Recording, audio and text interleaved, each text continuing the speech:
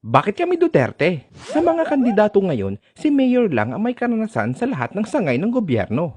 Sa executive branch, Mayor ng Davao for 23 years.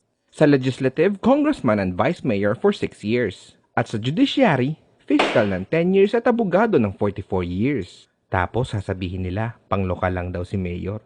Lingid sa kaalaman nila, ang Davao ay 63 beses ang laki sa Metro Manila. Kahit pagsamasamahin mo pa ang buong bayan sa NCR, mas malaki pa rin ang 4 beses ang Davao. Pero hindi ang laki ng bayan ang issue dito. Ang issue, krimen, droga at korupsyon. Sa usapang krimen, si Mayor ay binabatikos na nagpapapatay daw ng mga kriminal.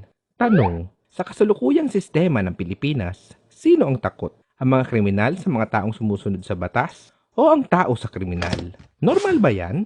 Tapos magtataka tayo kung bakit nagagalit at napapamura si Mayor. Galit si Mayor sa drogista, kriminal at kurakot. Operasyon ito sa mga Filipino. Droga. Sa Davao, merong libreng rehabilitasyon at 2,000 monthly allowance ang mga gustong magbagong buhay. Korupsyon. Sa Davao, merong dekalidad at kompletong ospital na libre sa lahat ng Filipino. Mayor's permit sa loob ng 72 hours. Murang bilihin dahil walang kotong at modernong kagamitan para sa alagad ng batas.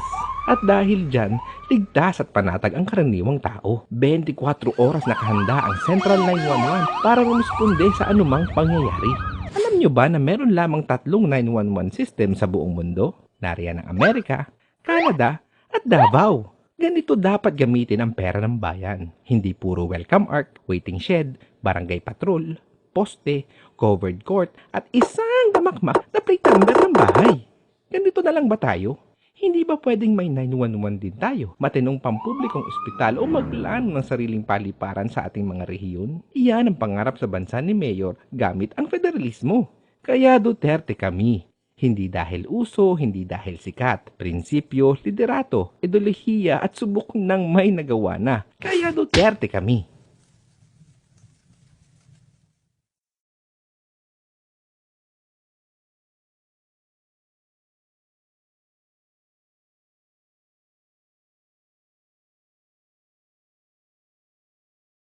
I'm sorry if it came out at this late. Pero yan talaga ang totoo. Kinikwento ko yan, sabi ko, Rojas, panay ka ng arte mo. Magpa-hostage ka lang kasi isang barbero ng gunting okay na ako. Believe na ako sa'yo.